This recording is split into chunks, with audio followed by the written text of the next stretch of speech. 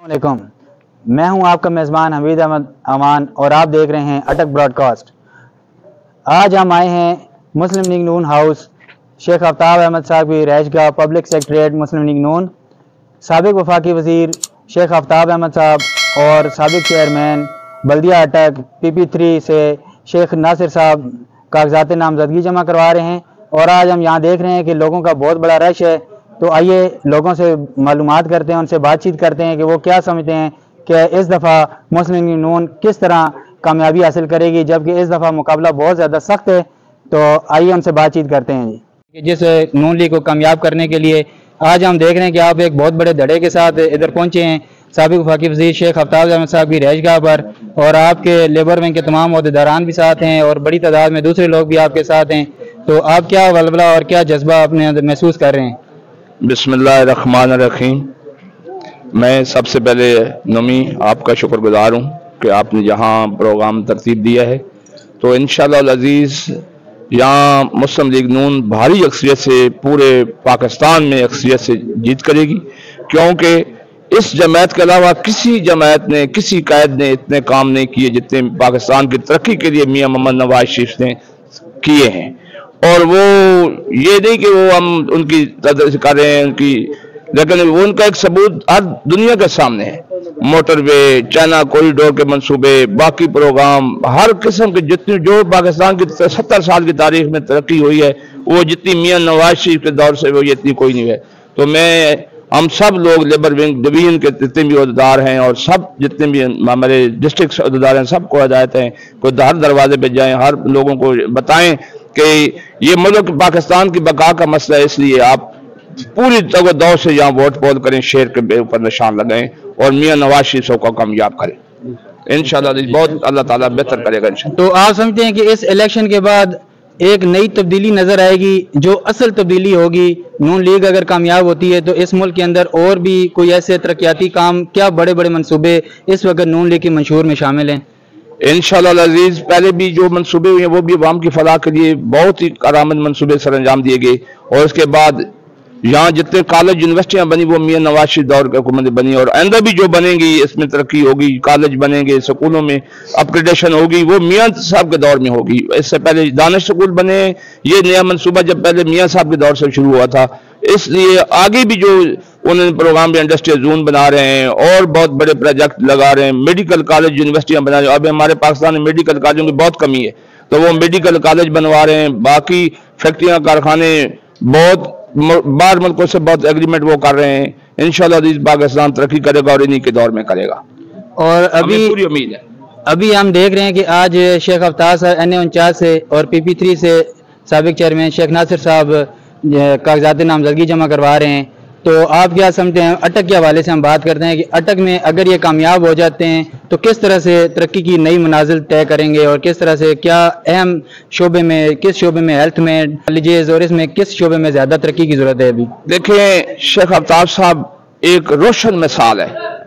ये ज़िला अटक की जितनी तरक्की हुई है वो शेख आफ्ताब साहब की क़यादत में हुई है। यहाँ कॉलेज बने, शेख आफ्ताब साहब की क़यादत बने। यहाँ कोई घर नहीं है जहाँ सुई गैस बिजली की सहूलत मुयसर न हो। तो आगे जो अपग्रेडेशन भी होगी यहाँ वो भी इंशाल्लाह इनके दौर में होगी। जी, तो आप क्या समझते हैं कि अभी शेख आफ्ताब साहब 7 दफ़ा इलेक्शन लड़े हैं, 6 दफ़ा उन्होंने कामयाबी हासिल की है और शेख नासिर साहब पहली दफ़ा इस दफ़ा वोट में हिस्सा ले रहे हैं। तो ये PP3 से कामयाब होकर और शेख आफ्ताब साहब NA49 से मैंने की सीट पर कामयाब होंगे इंशाअल्लाह। शेख आफ्ताब साहब, शेख नासिर साहब भारी अक्सरियत से कामयाब होंगे।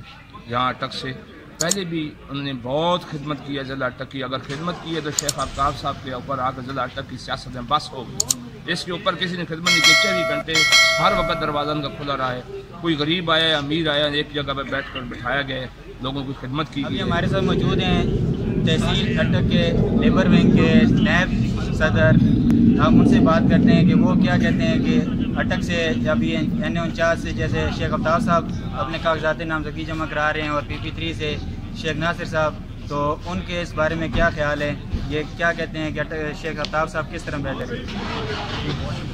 आज ये कि शेख आफ्ताब साहब एक नाम है, बात सर करूँगा क्योंकि आवाम निकल पड़ी है। तो जिस جس بیلٹ پیپر پہ شیر کا نشان ہوگا اس پہ انشاءاللہ شیر پہ ہی ٹھپا لگے گا، اور وہ شیر کا ٹھپا کوئی کسی لالچ میں نہیں لگے گا، اس کام بولتے ہیں شیخ صاحب کے، شیخ آفتاب صاحب کے پاکستان مسلم لیگ نون کے کام بولتے ہیں۔ یہاں پہ شیخ آفتاب صاحب ایم ایل اے نہ ہوتے بھی ایم ایل اے جیسا کام کرتے رہے، پورے 5 سال ان کے دروازے کھل رہے ہیں۔ ہمارے جو ایم ایل اے ساتھی طور پر منتخب ہوئے تھے ان کے دروازے بند رہے ہیں، انہوں نے تو اپنی انا کی خاطر اپنی سیٹ آپ کی مستقبل کو انا کی پیٹ چڑھا دیا۔ ہمارے ایم ایل اے نہ ہوتے بھی سارا کام شیخ آفتاب صاحب کرتے رہے ہمارے پاس، اس لیے میں درخواست کروں گا عوام سے بھی کہ شیر پہ ٹپا لگائیں، مسلم لیگ نون کو کامیاب کریں۔ لیکن ابھی ہم عوام سے پوچھتے ہیں کہ وہ اتنے جوش و خروش سے کے ساتھ آئے ہوئے ہیں، تو ہمارے ساتھ عوام بھی موجود ہیں، ہم ان کی بھی رائے لیتے ہیں کہ وہ کس طرح اس پاکستان مسلم لیگ نون کو کامیاب کرانے میں مدد کر رہے ہیں۔ السلام علیکم۔ دیکھیں جس طریقے سے شروع سے پاکستان مسلم نون نے پاکستانی عوام کی خدمت کی ہے، اور جس طریقے سے نواز شریف نے اور شہباز شریف نے مل کے پاکستان کی خدمت کی اور پاکستان کو ایک ترقی کی راہ پہ لے کے گئے ہیں، تو ابھی انشاءاللہ ایک دفعہ پھر موقع مل رہا ہے، اور جس طرح عوام کا جوش و خروش ہے انشاءاللہ اس طرح پھر عوام اسی جذبے سے ووٹ دے گی، اور انشاءاللہ نون لیگ اسی طرح پھر دوبارہ آئے گی۔ اور جہاں تک جہاں اٹک کا تعلق ہے تو اٹک میں شیخ آفتاب صاحب کا ایک نام ہے، اور جتنے جہاں بھی آپ دیکھیں کسی چوک میں دیکھیں جتنے افتتاح ہوئے ہیں جہاں پہ بھی کام ہوئے ہیں وہاں پہ شیخ صاحب کا نام ہے، اور الحمدللہ شیخ صاحب نے جتنی ترقی کروائی ہے اٹک میں تو امید ہے انشاءاللہ نیکسٹ بھی ایسے ہی ہوگا، اور انشاءاللہ پوری عوام ان کے ساتھ ہے اور ہم ان کے لیے دعا گو۔ سب سے پہلے تو جی میں آپ سب کو یہاں آنے پر خوش آمدید کہتا ہوں۔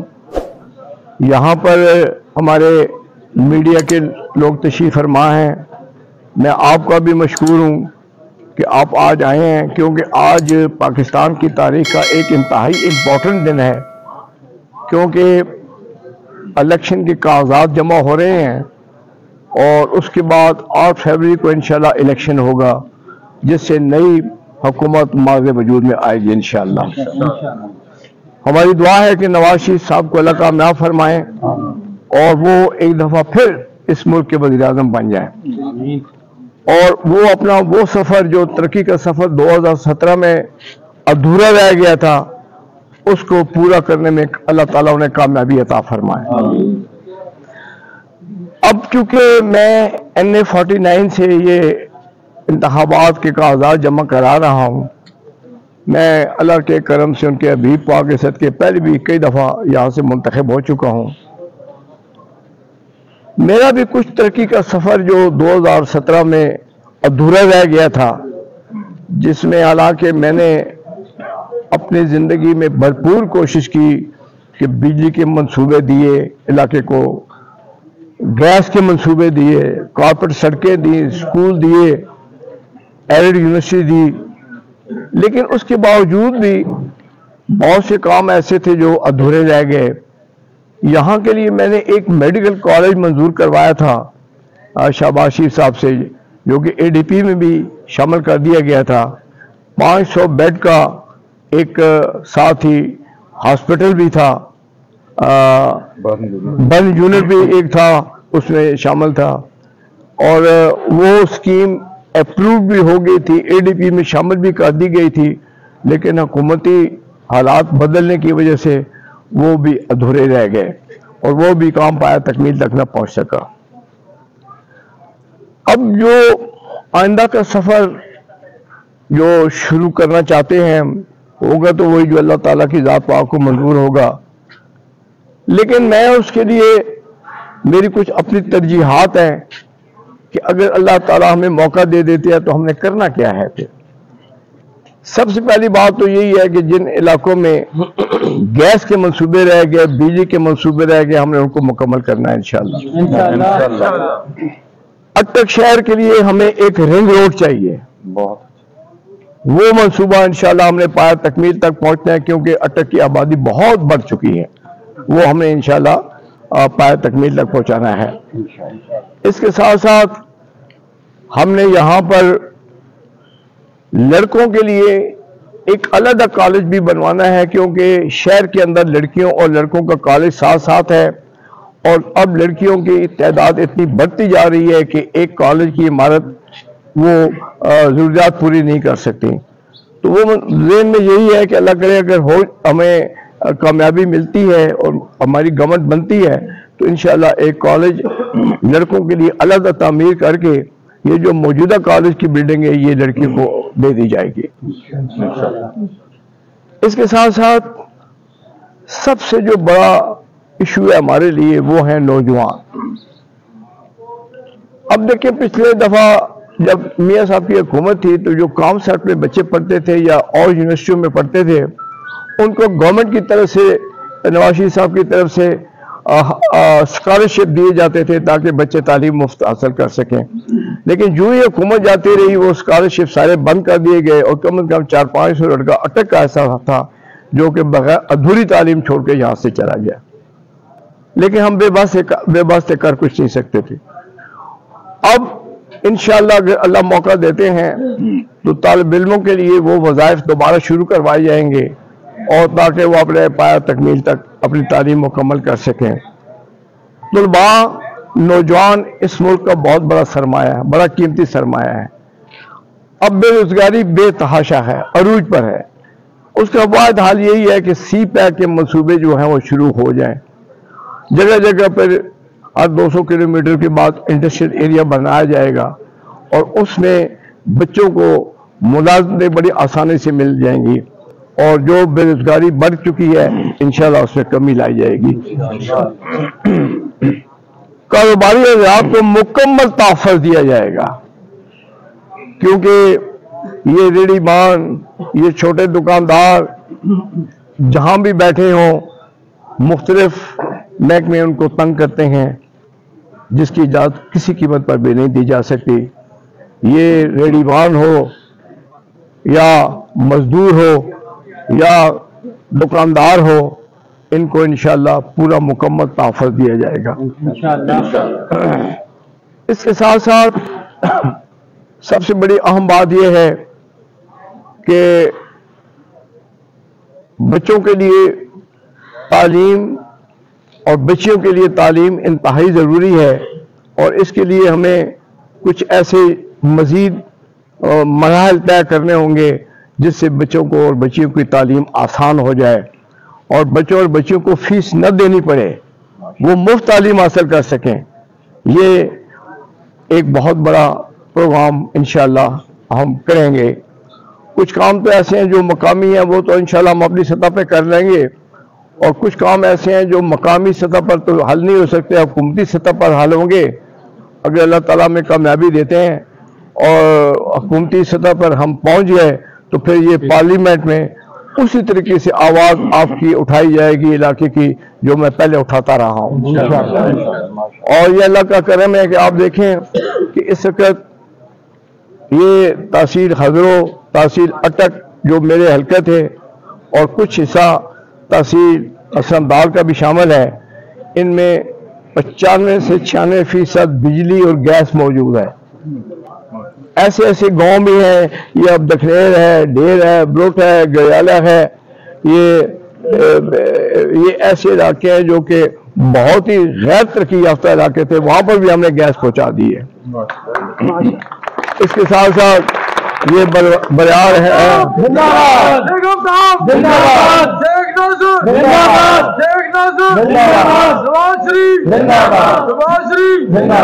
یہاں پر بریار کو آپ دیکھ لیں, ڈوکسوائی کو دیکھ لیں, بوٹا کو دیکھ لیں, کھوڑی کو دیکھ لیں, ہومک کو دیکھ لیں, ان علاقوں میں بھی گیس پہنچ چکی ہے. ادھر سے قبلہ بانڈی ہے, کتب بانڈی ہے, یہ ڈوک اپنے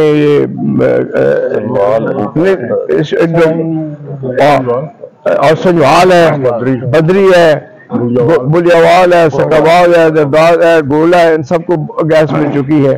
جوگیوں کو گیس مل گئی ہے, گولڈے کو گیس مل گئی ہے, ملا منصور کو گیس مل گئی ہے, تو خود کو مل گئی ہے.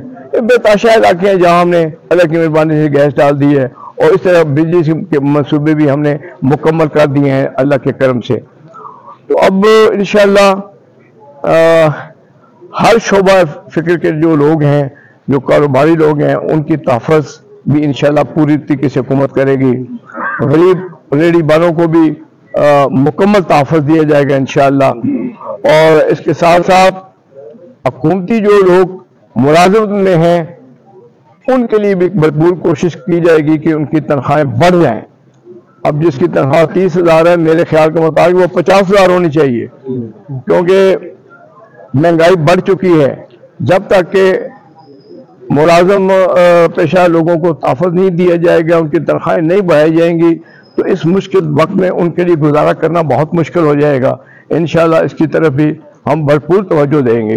जो काम मकामी है वो तो हमने करने ही करने हैं, वो तो इंशाअल्लाह हम करेंगे, लेकिन जो हुकूमती काम है वहाँ पर भी असेंबली के अंदर पूरी तरीके से आवाज़ उठाई जाएगी कि ये जो किसान हैं, मजदूर हैं, अब जब तक इनको मुकम्मल तहफ़्फ़ुज़ नहीं मिलेगा उस वक्त तक पाकिस्तान तरक्की नहीं कर सकता। अटक का इलाका अल्लाह की मेहरबानी से हमने जो सड़कें बनाई हैं, शहर की खूबसूरत सड़कें बनी हैं, 20-20 साल हो गए बने हुए, आज दिन तक इनको पैच नहीं लग सका, इतने हमने मजबूत और खूबसूरत सड़कें यहाँ पर बनाई हैं। तो कहने का मकसद ये है कि ये जो तरक्की का सफ़र हमारा जारी व सारी था और 2017 में रुक गया, इंशाअल्लाह उसको वहीं से शुरू करेंगे और इसको आगे इंशाअल्लाह बढ़ाते चले जाएंगे।